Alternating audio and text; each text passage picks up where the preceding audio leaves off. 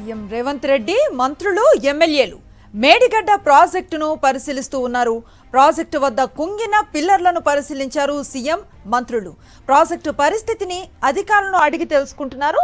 మేడిగడ్డ ప్రాజెక్టుపై power point ప్రెజెంటేషన్ను ఇవ్వనున్నారు irrigation శాఖ అధికారులు.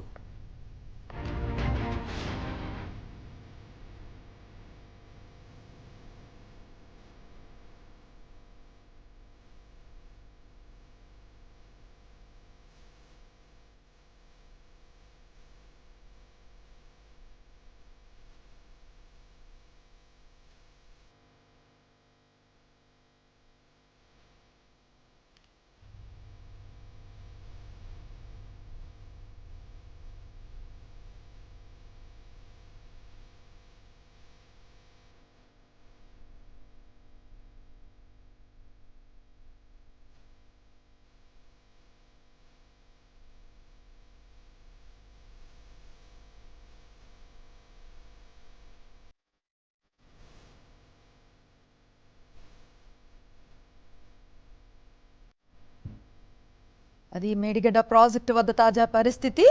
ముఖ్యమంత్రితో పాటు మంత్రులు పలువురు నేతలు కూడా ప్రాజెక్టును సందర్శిస్తూ ఉన్న పరిస్థితి. అక్కడ ఏర్పడ్డటువంటి డ్యామేజ్కి సంబంధించి అధికారులను అడిగే వివరాలను సేకరిస్తూ ఉన్న దృశ్యాలు మనం చూస్తూ ఉన్నాం. మేడిగడ్డ ప్రాజెక్టులో జరిగిన కుంగుబాటు పగుళ్లు ఒకవైపు కనిపిస్తూ ఉన్నాయి. పూర్తి సమాచారం మా కరెస్పాండెంట్ అందిస్తారు రాకేష్. సీఎం రేవంత్ రెడ్డి మంత్రుల బృందం అలాగే ఎమ్మెల్యేల బృందం పరిశీలిస్తా ఉంది. టెక్నికల్ అంశాలను ప్రస్తుతం ఇరిగేషన్ అధికారులందరూ కూడా వివరిస్తున్న పరిస్థితి కనబడతా ఉంది. ఇప్పటికే డ్యామ్ సేఫ్టీకి సంబంధించి ఒక కాపర్ డ్యామ్ అనేది కడుతున్న పరిస్థితి కనబడతా ఉంది. ఎల్ఎన్టీకి సంబంధించి డ్యామ్ కుంగుబాటు జరగగానే ఒక నివేదిక ప్రభుత్వానికి ఇవ్వడం జరిగింది. ఇప్పటికిప్పుడు మిగతా పిల్లలు కూడా కుంగుబాటుకు కలగకుండా ఒకవేళ వర్షాలు కనుక పడితే డ్యామ్ లో ఉన్నవారు కూడా కాపాడుకోవడం కోసం ఒక అత్యవసర కవచంగా మరొక నిర్మాణం చేపట్టాలని గతంలోనే నివేదిక ఇచ్చిన నేపథ్యంలో ఆ కాపర్ డ్యామ్ కు సంబంధించిన నిర్మాణ పనులు ప్రస్తుతం జరుగుతూ ఉన్నాయి. ముఖ్యంగా 3 ప్రధాన పిల్లర్లు 18, 19, 23 పిల్లర్లు కూడా మేజర్ గా డౌన్ అయ్యాయి. 3 పిల్లర్ను కూడా తొలగించాల్సి ఉంటుంది. ది సేమ్ టైం వాటితో ఆనుకుని ఉన్న మిగతా 7 పిల్లర్లను కూడా మొత్తం ఓవరాల్ గా 10 పిల్లర్లను తొలగించాల్సి ఉంటుంది అనే నేపథ్యంలో వాటి నిర్మాణం కోసం కాపర్ డ్యామ్ అనేది సేఫ్టీగా ఉంటుంది. దాని నిర్మాణం పనులు ప్రస్తుతం జరుగుతూ ఉన్నాయి. ఇప్పటికే పూర్తి స్థాయిలో నీటి అంతా కూడా బ్యారేజ్ దగ్గర తొలగించిన నేపథ్యంలో వర్క్ అంతా కూడా కొంత స్పీడ్ గా జరుగుతూ ఉంది. ఇరిగేషన్ శాఖ అధికారులు ప్రస్తుతం దానికి సంబంధించిన వివరాలు వెల్లడిస్తా ఉన్నారు. అసలు సంబంధించి ఈ బ్యారేజ్ నిర్మాణం ఏ విధంగా జరిగింది, బ్యారేజ్ నిర్మాణం సంబంధించి ఏ కాంట్రాక్ట్ సంస్థలు పాల్గొనడం జరిగింది, ఇలాంటి బ్యారేజ్ నిర్మాణం జరిగినప్పుడు సేఫ్టీ కోసం ఇలాంటి మెజర్మెంట్స్ తీసుకుంటారు, ఆ సేఫ్టీ ప్రస్తుతం మేడిగడ్డ బ్యారేజ్ కు తీసుకున్నారా లేదా, తీసుకుంటే కుంగుబాటుకు ఎందుకు జరిగింది, ముఖ్యంగా ఇసుక జారిపోవడం వల్లనే బ్యారేజ్ డ్యామేజ్ అయిందనేది ప్రధానంగా చెప్తున్న నేపథ్యంలో పెద్ద పెద్ద ప్రాజెక్టులు కట్టినప్పుడు ఇసుక అమలు మేజర్ గా కట్టారు కాబట్టి అలాంటి విషయంలో ఎలాంటి జాగ్రత్తలు తీసుకుంటారు, ఇలాంటి టెక్నికల్ అంశాలన్నీ ప్రస్తుతం వివరిస్తా ఉన్నారు. అయితే గతంలోనే ఎల్ఎన్టీ కూడా ఒక లేఖను ఇరిగేషన్ శాఖకు రావడం జరిగింది. ప్రస్తుతం బ్యారేజీకి సంబంధించి సేఫ్టీకి సంబంధించి కానీ మన నిర్మాణం విషయంలో కానీ తమకు ఎలాంటి సంబంధం లేదు, మళ్ళీ నిర్మించాల్సి వస్తే ఖచ్చితంగా తాము పంపించిన ప్రతిపాదనకు ఆమోదం తెలుస్తూనే తాము నిర్మిస్తామంటూ కూడా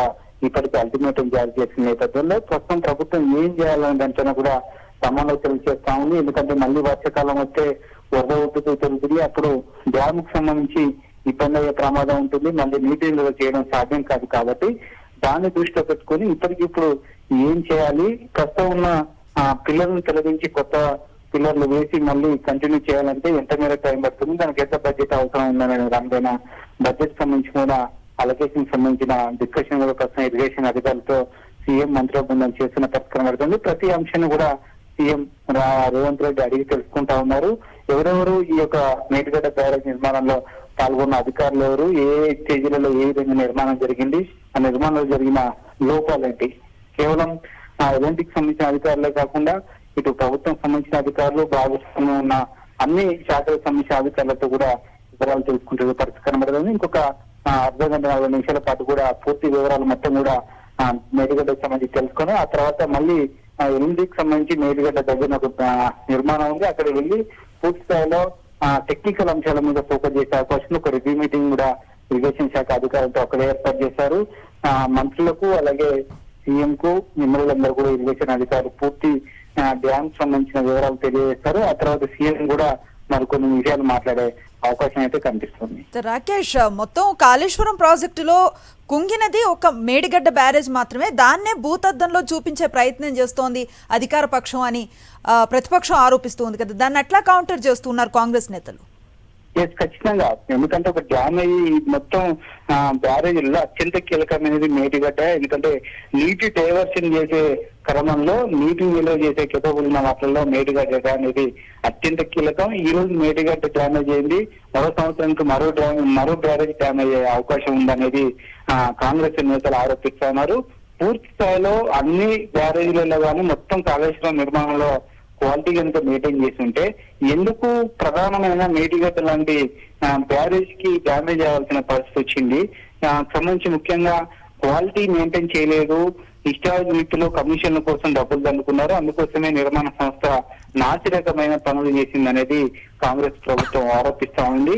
ఇప్పుడు ఇలాంటి బ్యారేజ్ డ్యామేజ్ కావడం వల్ల మొత్తం ప్రాజెక్ట్ అనేది నిరుపయోగంగా మారింది. ప్రస్తుతం నీటిని ఎత్తిపోయలేని పరిస్థితి ఏర్పడింది కాబట్టి దానివల్ల ఏం ఉపయోగం? ప్రస్తుతం పెట్టిన డబ్బులన్నీ కూడా వృధా అనేది కాంగ్రెస్ పార్టీ ప్రధానంగా ఆరోపిస్తా ఉంది. అట్ ది సేమ్ టైం దీన్ని కాళేశ్వరాన్ని మొదట్లో అడ్వాంటేజ్ గా చెప్పుకున్న బీఆర్ఎస్ పార్టీ కూడా ప్రస్తుతం మేడిగడ్డ గురించి మాట్లాడకపోవడంతో, పెద్ద చర్చ చేయకపోవడంతో, ముఖ్యంగా మేడిగడ్డ బ్యారేజ్ సంబంధించిన అంశాన్ని ప్రధానంగా కూడా ప్రస్తావించకపోవడంతో నిజంగానే ఇక్కడ భారీగా నష్టం జరిగిందనే అంశాన్ని కాంగ్రెస్ పార్టీ బలంగా తీసుకెళ్లగలుగుతాని, ఇది అడ్వాంటేజ్ గా మారిన నేపథ్యంలోనే కాంగ్రెస్ పార్టీ ఈ తరహా వ్యూహాన్ని అవలంబించిందని చెప్పొచ్చు. వచ్చే పార్లమెంట్ ఎలక్షన్ కూడా కాంగ్రెస్ పార్టీ ఈ వ్యూహాన్ని ఖచ్చితంగా అమలు చేసే అవకాశం ఉంది. కాళేశ్వరం ఎజెండాగా కూడా ఎన్నికల లో ప్రచారం చేసే అవకాశం అయితే స్పష్టంగా కనిపిస్తుందని కూడా చెప్పుకోవచ్చు. పూర్తి స్థాయిలో సీఎం ను, మాజీ సీఎం కేసీఆర్ ను, హరీష్ రావును, అలాగే కడెన్ సీఆర్ లాంటి నేతలను కూడా ఖచ్చితంగా ఈ డ్యామేజ్ బ్యారేజ్ దగ్గర రావాలి, డ్యామేజ్ ను పరిశీలించాలి, ఎందుకు జరిగిందనే వివరాలు మీరే ప్రజలకు తెలియజేయాలంటూ కూడా సీఎం ఈ రోజు ఉదయం సభలో చెప్పడం జరిగింది. అయితే ఉద్దేశపూర్వకంగా ప్రజలను పట్టే విషయంలో కూడా కాంగ్రెస్ ప్రభుత్వం ఈ తరహా ప్రయత్నం చేస్తుంది, ఆరోపణలు చేస్తున్నట్టు కూడా ఉదయాన్నే హరీష్ రావు మిగతా నేతలు కూడా మాట్లాడి తాము వెళ్ళడం లేదని స్పష్టం చేయడం జరిగింది. ఎట్ ది సేమ్ టైం అయితే రెండు పార్టీల మధ్య ఒక మాటల యుద్ధం అయితే జరుగుతుందని కూడా చెప్పుకోవచ్చు. ఈ రోజు సీఎం రేవంత్ రెడ్డి అలాగే మాజీ సీఎం కేసీఆర్ ఈ నీటికి సంబంధించి ఏం మాట్లాడతారు, ప్రస్తుతం పర్యటనకు సంబంధించి మాజీ సీఎం కేసీఆర్ ఏం ప్రస్తావిస్తారు అనేది ఒక సస్పెన్స్ అయితే కొనసాగుతుందని చెప్పుకోవచ్చు. ఒక 2 రోజుల్లో ఇరిగేషన్ పై వైట్ పేపర్ రిలీజ్ కూడా ఉంది కాబట్టి అప్పుడు ఇంకా ఏ అంశాలు ప్రస్తావిస్తారు, ఈ యొక్క ప్రాజెక్టు విద్యుత్ సంబంధించిన అంశాన్ని కూడా వైట్ పేపర్ రిలీజ్ సందర్భంగా సీఎం రేవంత్ రెడ్డి మాట్లాడే అవకాశం కనిపిస్తుంది. ఇప్పుడు మేడిగడ్డ ప్రాజెక్టు సందర్శన అన్నది పొలిటికల్ గా ఎవరికి లాభించే అవకాశం కనిపిస్తోంది? ఇది ఏమైనా బీఆర్ఎస్ ని ఇరుకుని పెట్టే ప్రయత్నంగా కనిపిస్తుందంటారా?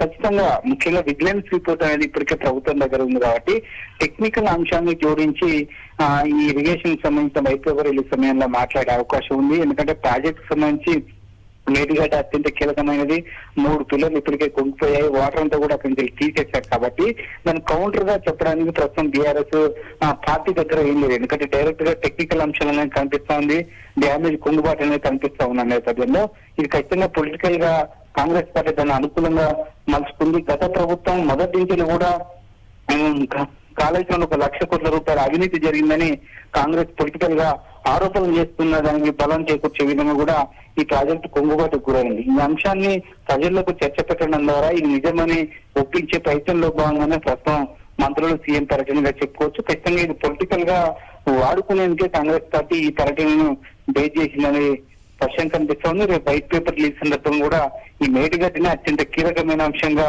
కాంగ్రెస్ నేతలైతే మాట్లాడే అవకాశం ఉంది. ఆ వ్యూహంలో భాగంగానే ఈ పర్యటనను చర్చ చేసినట్టుగా స్పష్టంగా అర్థమవుతుంది. రైట్, ఓ వైపు చూస్తూ ఉన్నాం